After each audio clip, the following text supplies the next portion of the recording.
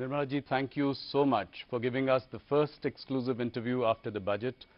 You've been very kind to us every year, and thank you so much for that. Millions of people are watching you across India through CNBC TV 18, CNN, and our News 18 channels across the country. First of all, congratulations on what is your 9th consecutive budget. No other FM has done it consecutively for so many times. I think it has also been a period which has been marked by a lot of turbulence. You've seen it all. You've seen the pandemic. You have seen some shooting wars and now tariff wars. And through it all, you have steered the economy. I think if you look at the bigger picture, a job very well done indeed. You know, it is one of the fastest growing economies in the world, any consequential economy in the world. You know, you've managed to keep fiscal discipline under check. You've also kept inflation well below 2%. So the big picture really looking good. I'll ask my first question, which I always do when I start. You know, if you look at the reactions of the budget, some people have called it a status quo-ish budget. People have called it a conservative, cautious budget. How do you react to this, you know, people saying no bold reforms this time? Of course, much is there in the fine print, and it is all coming out. The markets have, you know, come back today. So what was weighing on your mind when you were preparing this budget?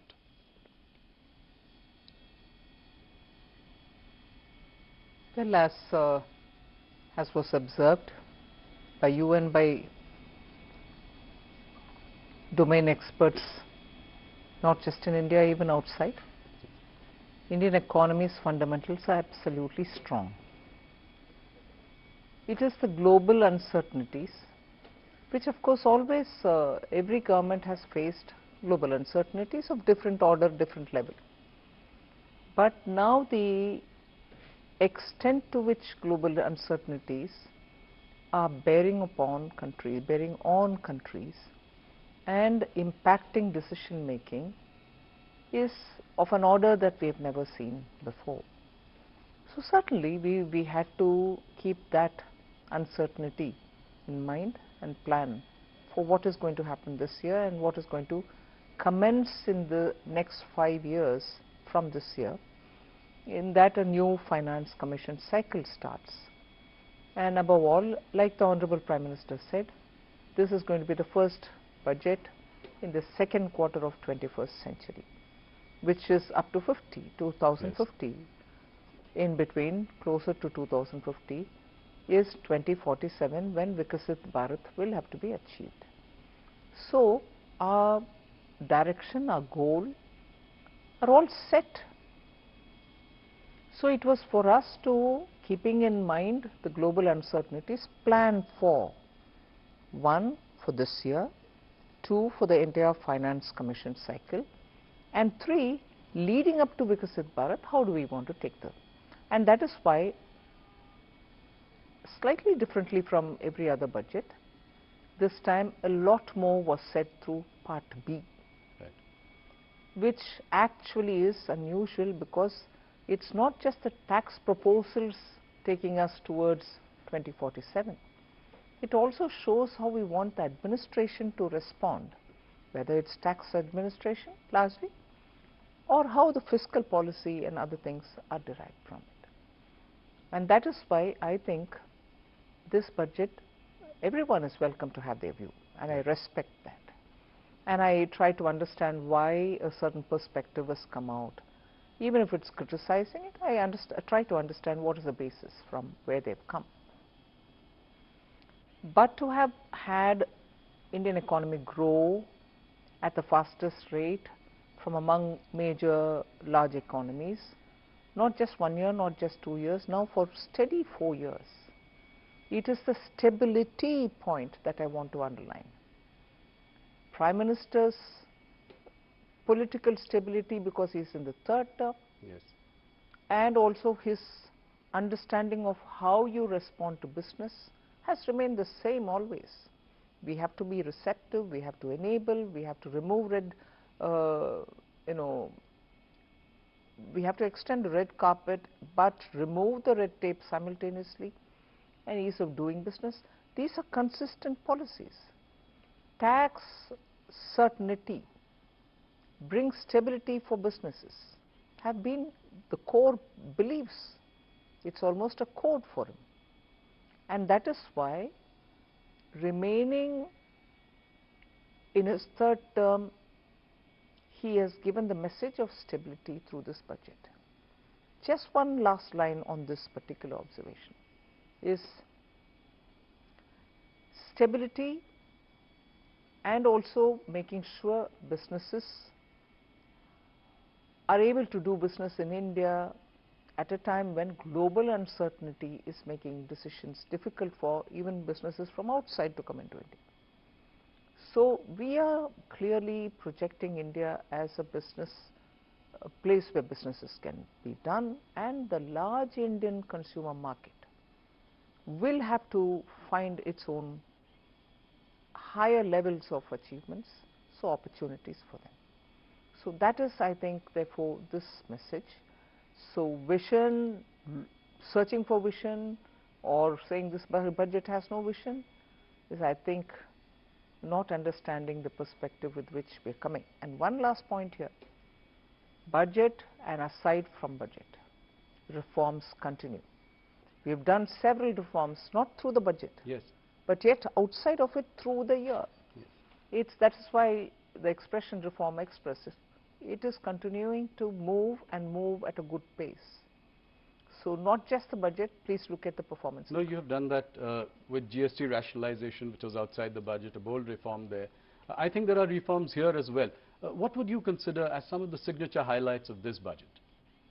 The customs overall, some of which have been, several of them have been mentioned in this budget, but there are several which couldn't be mentioned for want of time, and also the fact that there are few more which will carry on further. So the complete overall of customs is a major signature, and of course as a reform that, but looking at the frontier areas, investing in them, promoting R&D. So you're projecting a nominal GDP growth of 10%. What is your outlook for inflation and your estimate for the real GDP in 26-27? I think we've indicated it very clearly in the budget. I'm very sure that inflation will remain within the tolerance band, and therefore inflation doesn't have to worry us much. And everything therefore looks at it from the point of view of, if there is a deflator which is going to remain low and stable, it will have an impact on your estimates. Yes. No, you know, if you look at the GDP growth in the last 2 quarters, 8% has been impressive. Do you think that we can sustain this like China did for many years, an 8% growth? Do you think India can do that in the longer term to be able to grow at the clip that we are hoping it to achieve? Yes, and that is why the stability of the government and also the policy of the government matter. Okay. And do you think, what is feasible for India considering that the nominal GDP has been on a decline since FY22? So where do you see the nominal GDP going in the next couple of years? I strongly believe once the fund flows come in, because all of the factors are strong, all of the factors have really been the strength of India. So your macroeconomic is, 2 days ago we had this news report saying foreign exchange reserves have touched and crossed 700 billion. Yes. So you have every indicator doing well. So what is that one thing which can make a difference? That one factor which can make a difference, and this is common knowledge, is if there is more funds flowing into India, that itself will give us a big relief. And for that, those who went out also went out booking profits. Right. So India will have to draw a lot more funds for investments in India. We'll come to fund flows in a little while. An interesting thing that I noticed, World of Statistics says that China contributes 26% of GDP growth in the world, global GDP growth. India contributes 17%. Right? So overall put together we are 43%. US has done a mere 9.9%. Elon Musk had an observation here. He said that the balance of power is shifting. Would you agree with that? And how soon can we close the gap with China? It is the truth that China and India together contribute so much. That's a fact. For India to aspire to bridge the gap, yes, we have to work very hard. And there are sectors which will have to be given greater stimulus. Productivity gains will have to arise out of using technology.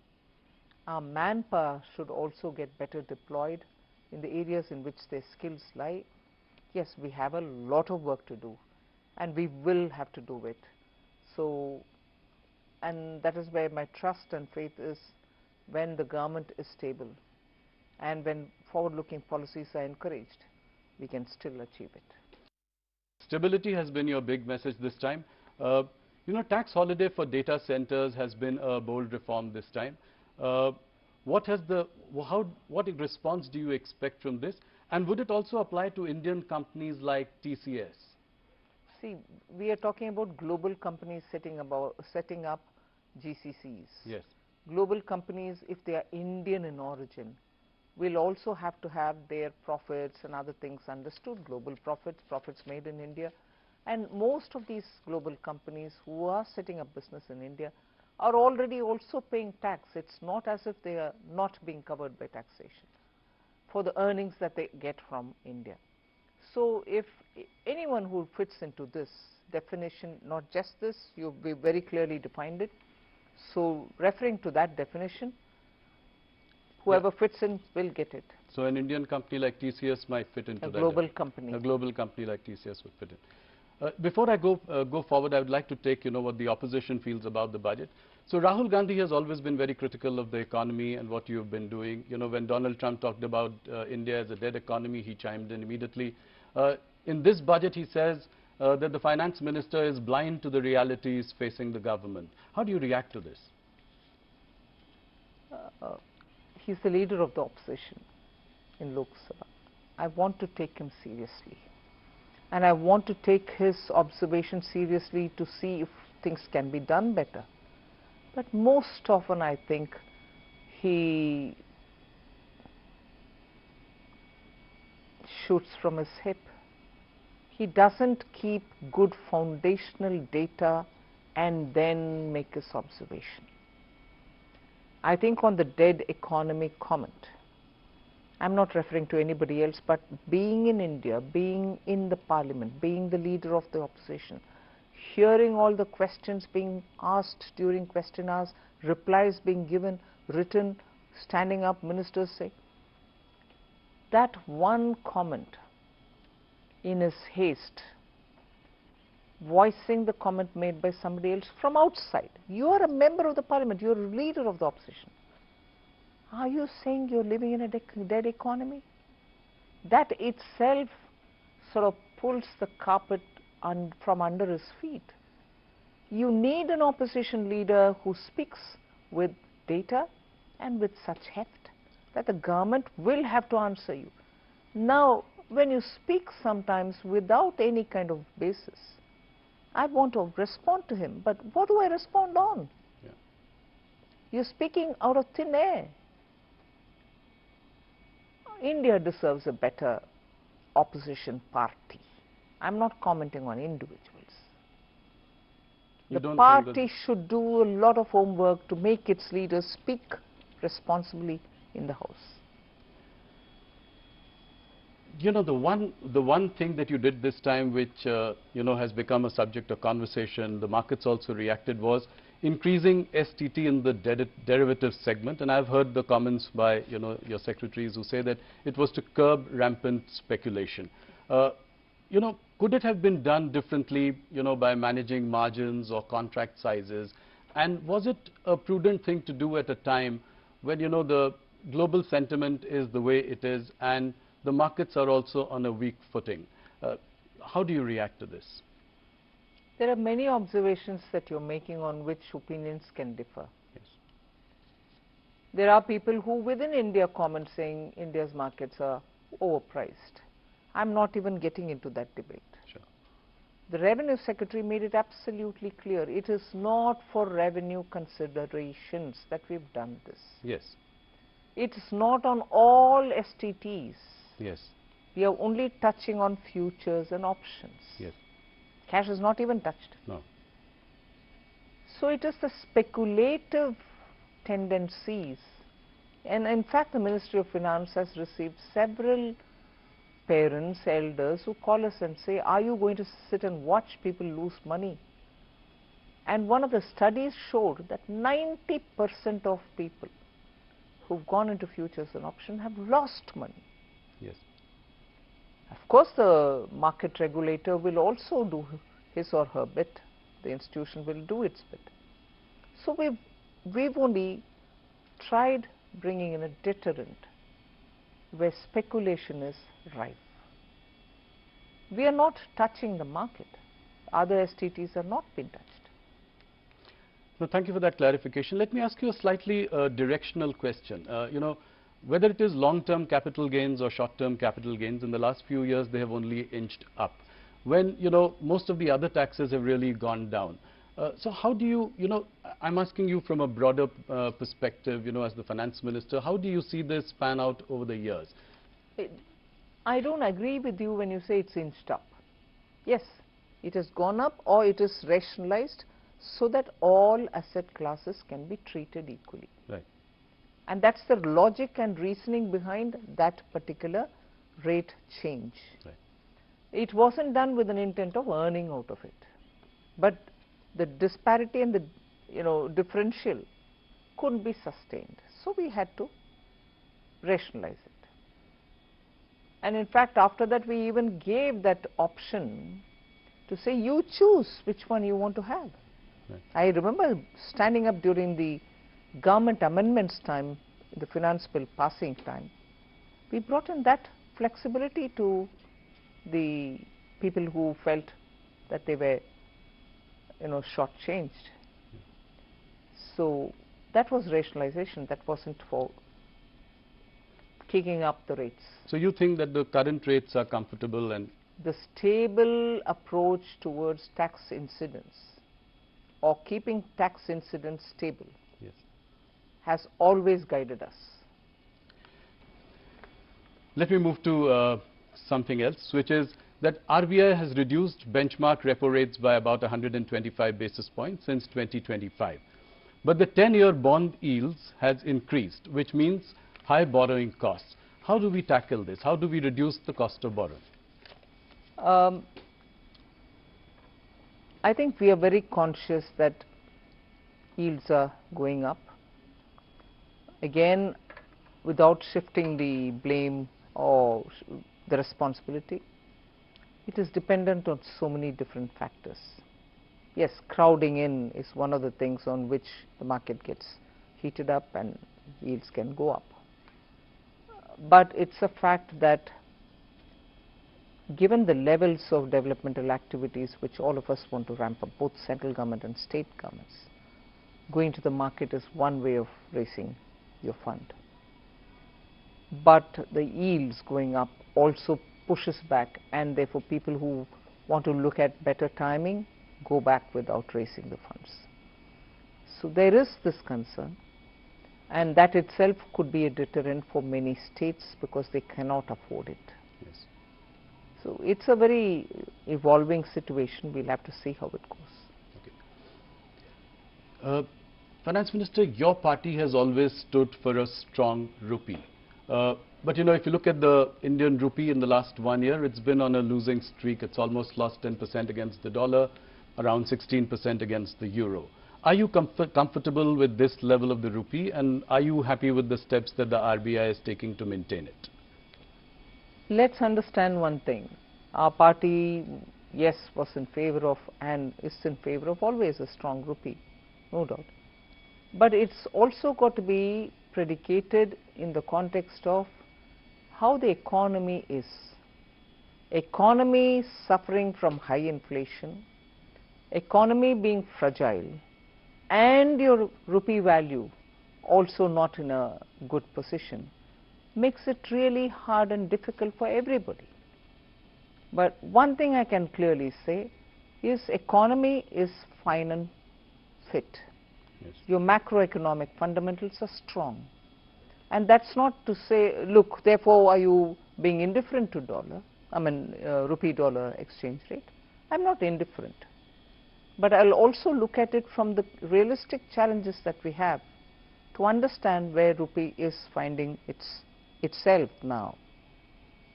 Reserve Bank is closely monitoring. So you are saying that you are comfortable with this situation at the moment? I'm leaving given it the there. situation. I don't think I will say I'm comfortable, not comfortable. I'll leave it there. Okay. India's holding of US Treasury bonds have declined about 25% compared to the peak of 2023.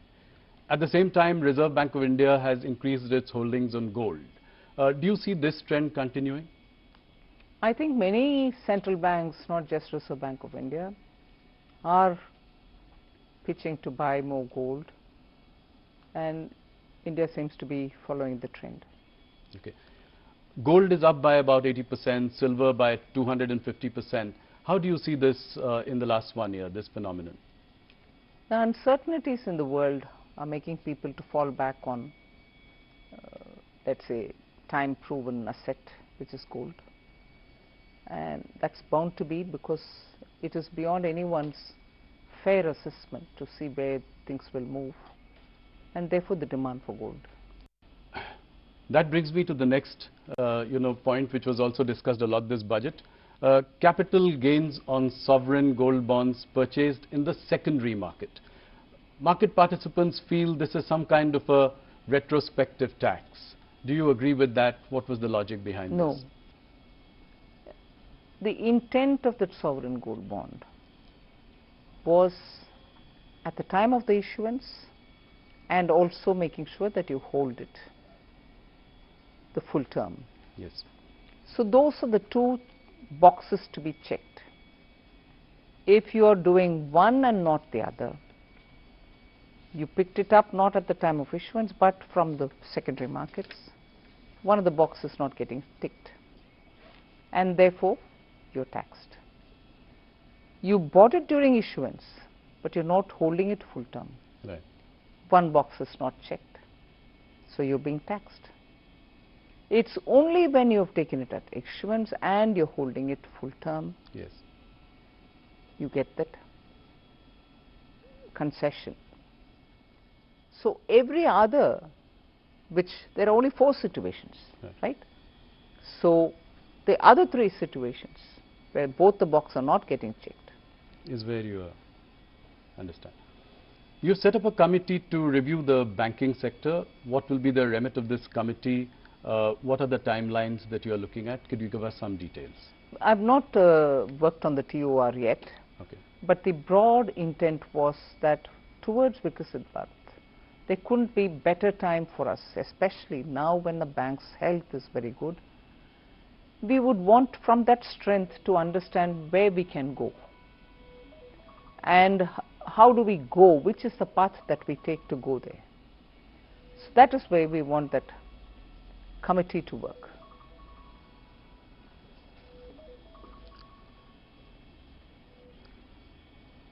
You know, in the past you have been disappointed about private sector, capex not picking up.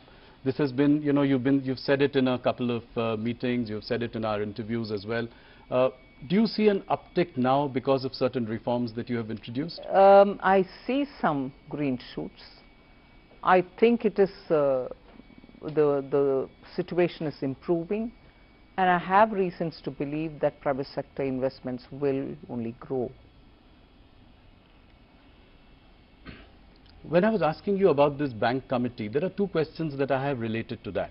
One is, are you looking at the consolidation of PSU banks? Some mega banks as opposed to a whole lot of PSU banks today. And the second, would you allow conglomerates, Indian private conglomerates, to get into banking? That's for the committee to tell me. Of course, I've told you that the terms of reference is not made yet. But obviously, when you're looking at banking for Viksit Bharat, banking sector for a Viksit Bharat, there are many core such issues which the committee will have to look into. We'll wait and see what they have to say. It may not be right for me to give my view and preempt what they're going to say. But about the PSU banks directionally, are we in that direction? I mean, there are far too many of them. and a consolidation of some kind might lead to bigger entities which may be more viable? Let's wait for the committee to say. There is a need for India to have more banks, better banks, bigger banks, whatever. The committee will have to have its mind said. One more interesting question I have, that you'd announced 7 new high-speed rail corridors in your budget. Again, a little more details. What are the time frame that you are looking at? How will you go about it? It's so much left to the rail ministry, but the fact that they've done the ground necessary study and the route plan and everything else, and they were absolutely clear that budgetary announcement will make them, sit up and deliver it. They are definitely going to be delivered at the earliest, because these are dependent on India's technologies, Indian coaches, yeah, and so on. So the rail ministry will get into the details of it. I've asked you this question before, but India's trade deficit with China is greater than about $116 billion in 2025. Even though the exports have also gone up, how do you tackle this issue? That is where I think we are very clear in Atmanirbhar Bharat. We need to have capacities built in India for those essential goods that we import, and make sure that we are able to make it in India for Indian market. Even as I say this, we have not restricted the imports of some of the critical machines or equipments or some raw materials which are so important for our industries. So capacities will have to grow, but in the meanwhile you still need, for those very same capacities, imported equipments. So we are doing a fine balancing act in not denying the raw material coming or the equipment coming, because there are some precision tools which you so need when you're going to set up a particular type of factory. We need those to come in here. Sorry. But at the same time, capacities in India will have to be expanded, ramped up sooner, so that our dependencies can come down. But this story is one side of the coin. Right. The other side of the coin is market access in China. I was Commerce Minister, and I know in my time also we've been asking for greater market access for Indian goods. Right, in China. That is moving very slowly. So now that the relationship with China is improving, would you consider relaxing restrictions on investments by China through Press Note 3? That would really take the relationship to the next level. Well, some discussions were happening. I'm not sure where it is reached as yet. Once we arrive at something, I'll be able to expand on it. Sure. Nirmala ji, there are many tax litigations going on in the country. You've done a lot for ease of doing business. Tax uncertainties are there. Only in IT, rupees 25 lakh crore disputed amounts are pending. You'd come out with Vivad Se Vishwas. I don't know how successful that was. How do we solve this problem as well? I think even in this budget I have given both for direct and indirect taxes ways in which we can settle such disputes. Even in the last budget we had made very clear that in some cases where the department, the board does not have to go appealing against a verdict, we should sit back and say, no, we are not appealing. One level of the court has decided, we go in favor of the SSC. So the approach should have to be more to settle and not pursue further. Yes. And that is today's understanding in both the boards.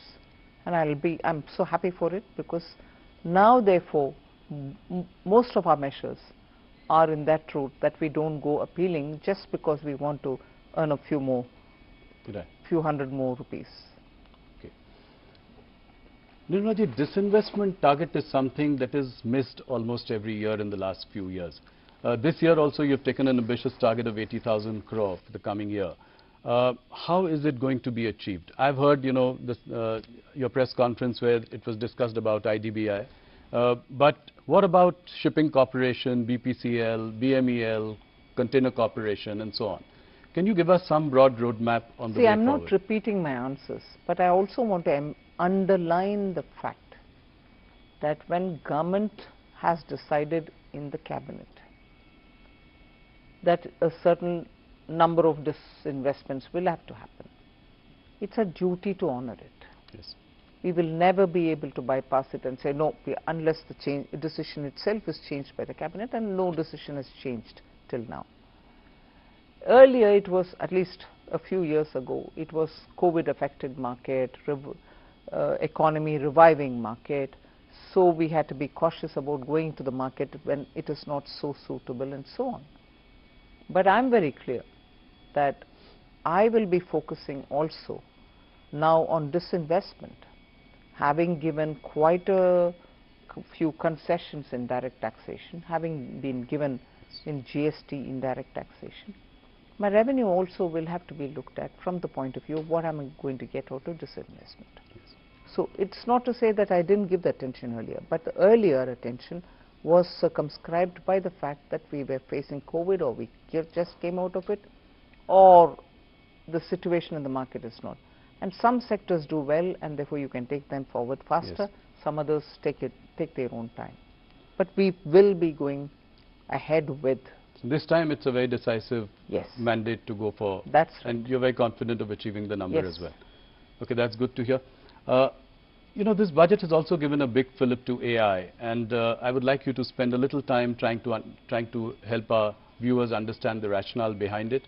The Eco Survey does point out to an AI bubble building up in valuations. So in that backdrop, what are we planning to do? How do we take this forward? The government's interest in bringing AI is to improve productivity.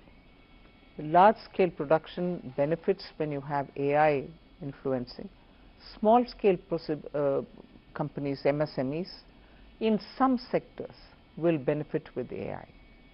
AI also is now so much sought after from the point of view of the orange economy. Yes. AI now has become part of every office. I've said this before, that in income tax and in GST, using artificial intelligence, deep tech, we are able to detect and see the money trail where we need to chase. Physically, manually, without technology, it would have taken years for us to find the money trail. Whereas now, you go on this AI, you are able to get the entire web before you of who's going where, from where to where money is being sent, and so on. So if that is the case with income tax, that's the case also with rural technologies, Yes. with agriculture, with surprisingly even in animal husbandry, crop intensity, and then you're able to predict what will be the crop outcome and so on. So every department is today moving to use AI. Now, that's not displacing labor, it's creating more job opportunities, but job opportunities for those who are trained and skilled in AI. Yeah. And that is why in this budget, you see that we are listing out ways in which we are going to bring in technology into schools, into colleges, so that they will be able to come out and be an entrepreneur or set up a business to say, you want some AI solutions, I can give you. Sure. We are doing that as a pilot now in 3 states at the ITI district level. In the age-old ITIs, Yes. where students went and learned some technology, they don't become engineers, but they do get a diploma. Used to be the world earlier. Yeah. Yes. Now we are upgrading all these district level ITIs with the central government's money and making sure that master trainers are sent to all the districts, students are brought in, they can have the AI training and therefore be ready for the market. Just as the last budget and the budget before, we had set up institutions of excellence for AI in agriculture, AI in health, AI in cities building. Let me move to some political questions. And before anything else, this time people said there were not much mention of poll-bound states in your budget. In fact, you know, the governments in Kerala and in Tamil Nadu have reacted and said there's nothing in it for us. M.K. Stalin has said that, you know, Tamil Nadu has been snubbed by you. How do you react to this? It's sad commentary, you know. It's a sad commentary. Superfast trains, or the trains that we've announced, not bullet, but the high-speed Yes. trains are going to Chennai. They're getting connected to Hyderabad. They're getting connected to Bengaluru. In fact, I was reading somewhere that once this comes in, the travel time between Chennai to Bangalore will be 1 hour and 30 minutes or something like that. Yeah. Is that not happening for Tamil Nadu? I had gone a couple of years ago when that Oki cyclone happened to Tamil Nadu, particularly to the districts which are adjacent to the coast. Every coconut tree had fallen flat. We couldn't even get enough saplings for those farmers that time, because everywhere they were looking at saplings from Karnataka and so on. Now Kerala and Tamil Nadu, both of them are election-bound states. Yes. Coconut trees there, every farmer is going to get benefited because they can replace old trees which are not giving yield with fresh saplings. Coconut promotion doesn't benefit pole-bound Tamil Nadu, doesn't benefit pole-bound Kerala. The rare earth corridors, Yes. both Kerala and Tamil Nadu get it. Pole-bound states. Yes. In fact, if I can say, defense corridor is in Tamil Nadu. Now they get the second corridor, which is rare earth corridor. Are they suggesting that these are not activities which are going to benefit Tamil Nadu? I've taken the name and said, snubbing Tamil Nadu? I can't believe this. Look at the allocation for Vikasit Bharat, Gram, Ramji Act, Yes. G Ramji Act. 95,000 crore is being given for it. The replacement for Manrega. Yes, I know. Yeah. But equally, I'm not denying all the dues which are in the old scheme, the overhangs. 30,000 crore for that. Put together, it's 1,20,000. Is that against Tamil Nadu? Third question. Fourth, look at the way in which, not just coconut, we are looking at sandalwood. The moment there was a time in Tamil Nadu, school children would immediately recall the name of Veerappan, this sandalwood smuggler. Yeah, absolutely. Today the government is not talking about, you know, lawlessness or anything. It's saying, I want to promote sandalwood growing. Farmers who are cultivating sandalwood, I know of some farmers in Andhra Pradesh, South Andhra Pradesh, who are growing sandalwood, but because it is not given permission, the farmer is not given the permission to cut and sell it, he is encumbered with it. Won't it benefit the farmers there? Of course. So there are ever so many, and semiconductor, Yes. electronics 2.0, 40,000 crores. Where are these industries? They are not in Tamil Nadu. Semiconductor industry, when you stand next to the company and take a photo saying, oh, Tamil Nadu has received this investment, isn't the policy of the government of India helping you to get it? Why mislead people? Be proud that you're getting it. I think Stalin has definitely touched a raw nerve here. But the second question, you know, M.K. Stalin is framing this entire battle in Tamil Nadu as a Aryan-Dravidian battle. How do you see this? It's not new. Yeah. No, how do you see this, and what do you think are the narratives that are being said for this It's election? a completely separatist mindset which rules the ruling party of Tamil Nadu.